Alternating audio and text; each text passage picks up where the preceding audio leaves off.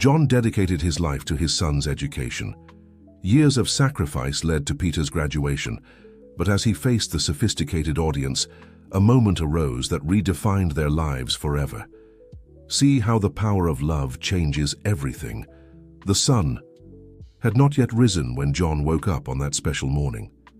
His tired eyes scanned the small room while his calloused hands fumbled on the nightstand for the clock. 4:30 in the morning. As usual, he was waking up even before the alarm went off. 23 years of farm work had programmed his body to rise with the first roosters. But that day was different. His heart beat faster, and his hands trembled slightly as he prepared. In the small, worn leather suitcase carefully packed the night before was his only dress shirt, an old gift he had saved for special occasions. Beside it, a simple package hid a pair of new boots, bought after months of saving, meant for his son. Peter, his only son, was graduating. The word graduation still sounded strange in his mouth, as if it belonged to a language different from his simple vocabulary as a man of the countryside. As he got ready, John let his mind wander through the past years, recalling every sacrifice he had made to make this moment possible. He remembered the first time Peter showed interest in books. He was just a 6-year-old boy, but his eyes sparkled in a special way when the rural school teacher read stories to the class. John, who had barely finished elementary school, recognized in that gleam the chance for a different future for his son. In the simple kitchen, he brewed a strong coffee while watching through the window the first rays of sunlight gilding the fields that stretched as far as the eye could see. That land, which for generations had been the family's livelihood, now seemed to whisper stories of change. John sipped the coffee slowly, savoring not just the hot liquid, but also the memories flowing like a calm river through his mind. He recalled the day Peter received the letter from the university. The embossed envelope, so formal and imposing, brought news that changed their lives forever. A full scholarship to one of the best universities in the country. John didn't understand half the words written on that paper, but he perfectly understood the radiant smile on his son's face. The journey to the big city would be long. 3 different buses and nearly 12 hours of travel separated him from the auditorium where the ceremony would take place. John tucked the carefully counted money for the fares into his wallet. Each bill represented hours of work under the scorching sun. But he didn't mind. He had promised himself he would be present for every important moment in his son's life, and a promise to John carried the weight of a covenant. Before leaving, he paused in front of the small mirror in the room. His reflection showed a simple man with deep wrinkles etched by time and hard work. The dress shirt, though meticulously ironed, betrayed years of use in its slightly frayed seams. His feet, calloused from years of working barefoot in the fields, seemed out of place in the old shoes he rarely wore. The path to the bus stop was familiar, the same one Peter had walked for years to get to school. John walked slowly, allowing each step to bring forth a different memory. There stood the great mango tree where they used to rest on Sunday afternoons. Further ahead, the small stream where Peter had learned to swim. Every corner of that place held a piece of his history with his son. On the first bus, John settled near the window. As the rural landscape began to transform, his thoughts wandered to the past few years. Peter's calls had become increasingly rare, and his visits to the farm even scarcer. John noticed the change in his son's way of speaking, the new expressions. He used the way he sometimes seemed impatient when explaining things he considered too simple. As the journey progressed and the landscape changed drastically, open fields giving way to increasingly tall buildings, John felt a tightness in his chest that had nothing to do with altitude. It was a mix of pride and apprehension, of longing and hope. His rough hands caressed the package with the new boots, imagining Peter's reaction upon receiving them. The second bus took him deeper into the heart of the big city. John watched, in awe at the wide avenues, the gleaming cars and the hurried people in their elegant clothes. It was a world completely different from his own, a world that was now part of Peter's life. For the first time, he began to truly understand the chasm that separated their realities. On the final leg of the journey, John began to feel the weight of anxiety. It wasn't just the physical distance that separated him from his son, It was an entire universe of experiences and knowledge that Peter had gained over the years. As the bus passed through the gates of the university town, John found himself questioning whether there was still room for his simplicity in the new life Peter had built. The university campus was immense, much larger than John had imagined.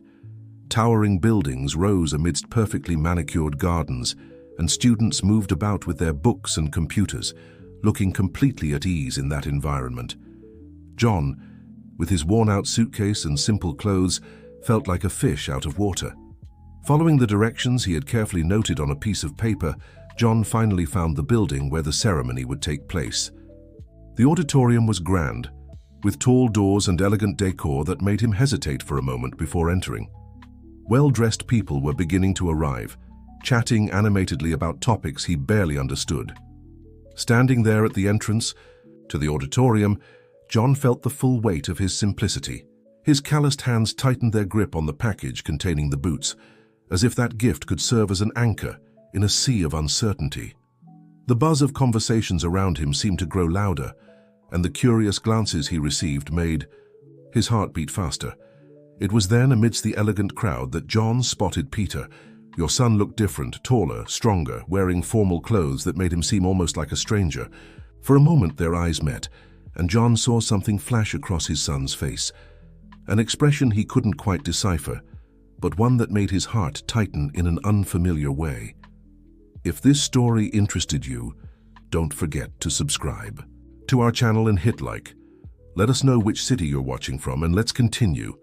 Peter felt his stomach drop when he saw his father standing at the entrance of the auditorium.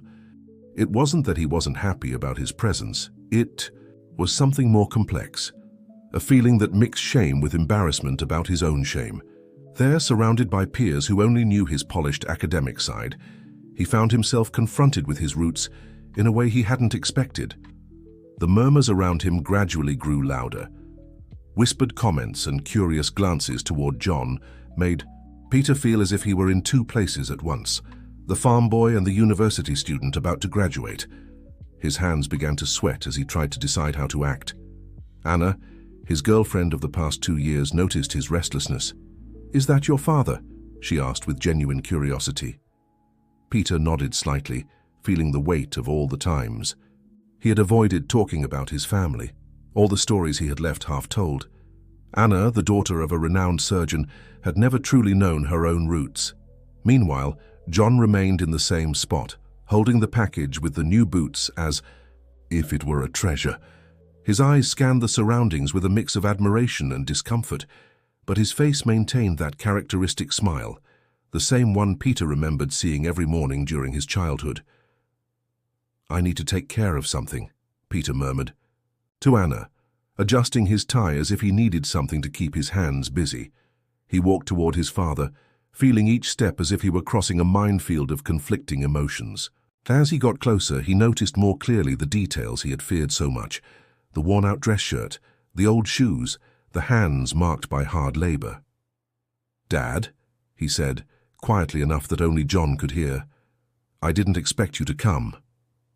The words came out colder than he intended, and he saw a shadow pass over his father's eyes, those same eyes that always shone with pride when they spoke on the phone. John, in turn, held out the package with the new boots, his hands trembling slightly.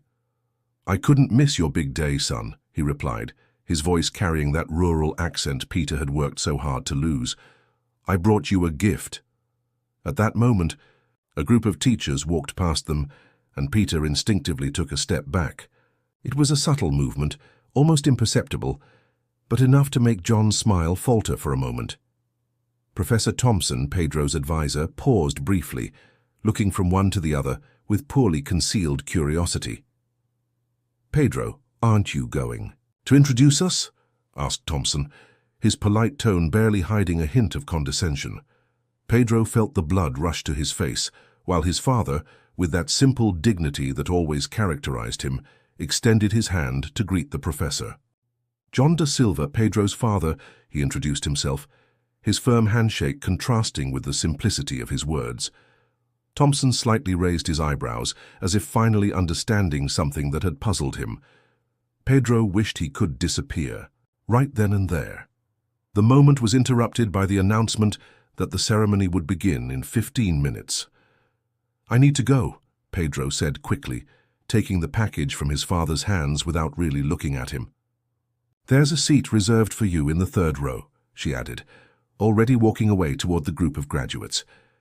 John watched his son walk away, unconsciously clenching his calloused hands. An event staff member, noticing his disorientation, approached to guide him to his seat. As he walked through the rows of chairs, he could feel the stares and whispers of the other parents and guests. In the area reserved for the graduates, Peter tried to focus on the final preparations for the ceremony, but his mind was divided. Through the curtain separating the backstage from the auditorium, he could see his father sitting alone, that simple figure amidst so many expensive suits and elegant dresses. Anna appeared by his side, adjusting his gown. "Did your father come from far away?" she asked, her soft voice showing an understanding Peter hadn't expected. Before he could respond, another colleague approached, laughing. "Hey, Peter, who's that guy in the shabby clothes? Looks like he came straight from the countryside," he remarked, unaware of the tension his words were causing. Peter felt his stomach churn, torn between shame and a sudden wave of anger, not at his father, but at himself. The dean began his opening speech, his voice reverberating through the auditorium. Peter, waiting for his turn to take the stage, felt the weight of the speech he had prepared in the pocket of his gown. Carefully chosen words to impress, to show how he had become part of that academic world. As he waited, his memories began to flow without permission. He remembered the mornings when he would wake up and find his father already returning from the fields just to take him to school, the nights when he saw him studying the little he knew to try and help him with his homework, the day he sold part of his small cattle herd to pay for his college entrance exam fee. From the stage, the dean continued his speech about academic excellence and the bright future awaiting the graduates. But Peter barely listened. His eyes were fixed on his father, who listened attentively and respectfully, even though he probably didn't understand half of the elaborate words being said. The line of graduates began to move, and Peter felt his heart race. In just a few minutes, it would be his turn to step onto the stage. The speech in his pocket, the one he had written and rewritten dozens of times, suddenly felt heavy as if it were made of stone and not paper. John, from the 3rd row, kept his eyes fixed on his son, his face lit with a pride that no social discomfort could diminish. Even when some guests discreetly changed seats to move away from him, his smile did not waver. The ceremony progressed, and with each name called, Peter felt a transformation happening within him. The words of his prepared speech began to seem empty, devoid of the real meaning that this moment should have. His gaze alternated between the paper in his pocket and the simple, dignified figure of his father in the audience. The moment, Peter had long awaited, finally arrived. "Peter Thompson, graduating in civil engineering with honors," announced the master of ceremonies. The auditorium filled with polite applause as he climbed the steps toward the stage, feeling the weight of the speech in his robe pocket as if he were carrying an anchor. From the audience, John leaned slightly forward in his chair, his eyes brimming with pride. His calloused hands, resting on his lap, trembled slightly with the emotion of seeing his only son receive his diploma. Beside him, an empty space betrayed the discomfort of the other guests with his simple presence. The dean extended his hand to hand the diploma to Peter, smiling that rehearsed smile from thousands of previous graduations. "Congratulations, young man," he said mechanically, already preparing for the next graduate. But then, something in Peter's expression made him pause. There was a different intensity in the young man's gaze, a silent battle happening behind his eyes. Peter held the diploma with one hand, while the other touched the pocket where he kept his prepared speech. As the class speaker, he was supposed to deliver his address now. Over the past few weeks, he had rehearsed those words countless times. An eloquent speech about overcoming challenges, academic excellence, and the doors that the university opened to the future. Anna from the front row smiled encouragingly. Beside her, her parents, he in an impeccable suit, she in a designer dress, waited expectantly for their daughter's boyfriend's speech. Peter knew they saw him as a promising young man, someone who had earned his place in that privileged world through his own merit. The microphone was set. The audience waited in respectful silence. Peter pulled the paper from his pocket, his hands trembling almost imperceptibly. The first words of the speech were there, ready to be read. "Most Honourable Rector, esteemed members of the faculty." But then his gaze met his father's. John sat upright, proud, despite the sideways glances he received. His simple, worn clothes contrasted sharply with the luxury around him, but there was a dignity in his expression that no expensive attire could buy. A sudden flashback crossed Peter's mind. He was 5 years old, and John was carrying him on his shoulders after a full day of work in the fields. Even exhausted, his father found the strength to play with him, to teach him the names of the stars that dotted the farm's sky. Another memory. At 12 years old, when he needed a computer for a school project, John sold his only milk cow to buy a used machine, even though he knew it would mean months of black coffee without milk in the mornings. The paper in his hands began to weigh tons. The carefully chosen words meant to impress his teachers and classmates now seemed empty, devoid of the real meaning that moment should have had. Peter looked at his father again, seeing beyond the simple clothes, beyond the calloused feet, barely hidden in worn-out shoes. He saw the man who woke up before the sun to work the land. The father who never bought new clothes for himself, but always made sure his son had all the school supplies he needed. The man who, even with only an elementary education, would sit by his side every night, trying to understand increasingly complex subjects just to be able to help him. In the auditorium, the silence began to grow heavy. Some teachers exchanged glances, while the students whispered discreetly. Peter remained. Still, the speech in his hands now slightly crumpled from the force with which he held it. It was then that he did something that surprised everyone, including himself. He slowly folded the paper with the prepared speech and put it back in his pocket. His heart was pounding, but for the first time that night, he felt truly confident about what he was about to do. "Good evening," he began, his voice initially hesitant, but gaining strength as the words flowed. "I had a speech prepared for today. Carefully chosen words to impress, to show how I became part of this academic world. But looking at this audience now, I realize it would be a betrayal of the true values that brought me here." A murmur swept through the auditorium. The dean shifted uncomfortably in his chair, while the professors exchanged surprised glances. Anna, in the front row, leaned forward, her eyes fixed on Peter with a mix of surprise and curiosity. "In recent years," Peter continued, his voice gaining confidence, "I learned about complex calculations, architectural structures, and engineering principles. But my first and most important lesson about construction came long before I dreamed of becoming an engineer." His eyes met his father's again, and this time they did not look away. John remained motionless in his seat, his expression a mix of pride and apprehension, as if trying to understand what was happening. "I learned about foundations from a man who never attended a university, but built something far more challenging than any skyscraper. He built opportunities from nothing. A man who, with his hands calloused from working the land, paved every inch of the path that brought me to this stage." The silence in the auditorium was now different. It was no longer the formal silence of a graduation ceremony, but something deeper, more attentive. Some of those who had previously whispered and cast disdainful glances at John now watched him with new eyes. "For a long time," Peter continued, his voice slightly trembling, "I was ashamed of my origins. I tried to hide who I was, where I came from, as if that could make me more worthy of being here. What an irony to realize precisely today that it was exactly where I came from that made me worthy of this moment." Peter's voice echoed through the auditorium, filled with an emotion that made every word resonate in the hearts of those present. His eyes, once hesitant, now shone with unwavering conviction as he continued his impromptu yet deeply heartfelt speech. "Do you see this man?" Peter pointed to John, who remained seated in his chair, his eyes brimming with tears. "This man never stepped into a classroom to learn geometry, but he taught me everything about right angles when he showed me how to align the corn seedlings so they would grow strong." A gentle smile appeared on John's lips, as memories of those mornings in the field flooded his mind. Peter continued, his voice growing even stronger.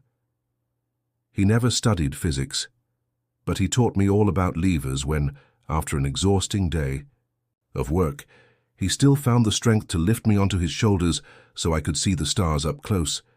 Anna, in the front row, discreetly wiped away a tear that insisted on falling. Her parents, who just moments earlier had shown discomfort with John's presence, now looked at him with newfound respect. For years, while I studied in expensive books and modern laboratories, my father continued his own education in the University of Life. Every callus on his hands is a diploma of dedication. Every wrinkle on his face, a certificate of sacrifice for the son who now stands before you. Professor Thompson, who had previously shown condescension, now listened attentively, his expression transformed by a deeper understanding of the brilliant student he had mentored. Some may look at him and see only a simple man in worn clothes. Peter paused, his voice choked with emotion. But I see a giant, a man who never allowed his own lack of formal education to become an excuse for not fighting for his son's education. John tried to maintain his composure, but tears now streamed freely down his face. A well-dressed gentleman sitting nearby, who had previously kept his distance, now discreetly offered him a handkerchief. "Father," Peter turned directly to John, his voice heavy with emotion. "Forgive me for every moment I felt ashamed of our origins. Forgive me for every time I hesitated to speak about you, about our life in the countryside, about your calloused hands that built every step that brought me here." The entire auditorium was in absolute silence, captivated by the pure sincerity of those words. Several attendees were also discreetly wiping away tears. "Today," Peter continued, "I am not just receiving a degree in civil engineering.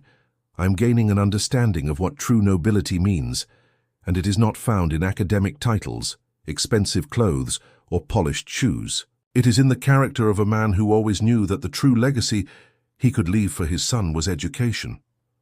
Peter stepped down from the stage, walking down the aisle toward his father.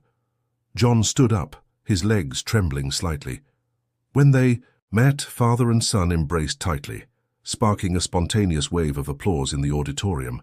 "Thank you, Dad," whispered Peter, his voice choked. "Thank you for never giving up on me." John, through his tears, smiled that smile Peter had known since childhood, the smile that always said everything would be all right, no matter how tough the road ahead. The dean, visibly moved, rose from his chair. "In over 30 years of presiding over graduations," he said into the microphone, "I have never witnessed a moment as genuine and transformative as this one." Anna approached the pair, her eyes shining with admiration. "Mr. John," she said, extending her hand, "it's an honor to finally meet you. Peter is lucky to have a father like you." One by one, teachers and classmates approached to greet John. The same teacher who had made the derogatory comment at the beginning of the ceremony was now there, offering sincere apologies. Peter unwrapped the package his father had brought, revealing the new boots. With a smile, he removed his dress shoes and put on the boots right there in the middle of the auditorium. "These," he said, "are the most elegant boots I've ever seen in my life." The rest of the ceremony unfolded in a completely transformed atmosphere. What had started as a formal and protocol-driven event had turned into a celebration of humility, love, and the true values that make a difference in life. At the end of the evening, as people said their goodbyes, many stopped to shake John's hand, now no longer seeing a simple man from the countryside, but a living example of dignity and paternal love. Peter and John walked together to the exit of the auditorium side by side, the son no longer ashamed but deeply proud of his father. The new boots on Peter's feet were more than a gift. They were a symbol of a shared journey, of sacrifices made with love, of a legacy of values that no diploma could ever represent. "Dad," said Peter, stopping on the university steps, "you always said that education was the greatest gift you could give me. But today I understood that you gave me something even greater. You taught me what dignity, hard work, and unconditional love are." John smiled, that serene smile that always lit up his face in the most important moments. "Son," he replied, "you gave me the greatest gift a father could receive, the pride of seeing you become not just a graduate but a true man." Dear listeners, we hope the story of Peter and John has touched your hearts as much as it has touched ours. To continue this journey of emotions and true values, we've prepared a special playlist with equally inspiring stories. Find it here on the left side of the video. If this story about love, humility, and gratitude has touched you, don't forget to subscribe to our channel and give the video a like. Every day, we bring you unique stories that explore the depth of human relationships and the values that truly matter in life. Share your own stories of gratitude and recognition in the comments. We want to hear about the giants who made a difference in your lives. See you in the next video.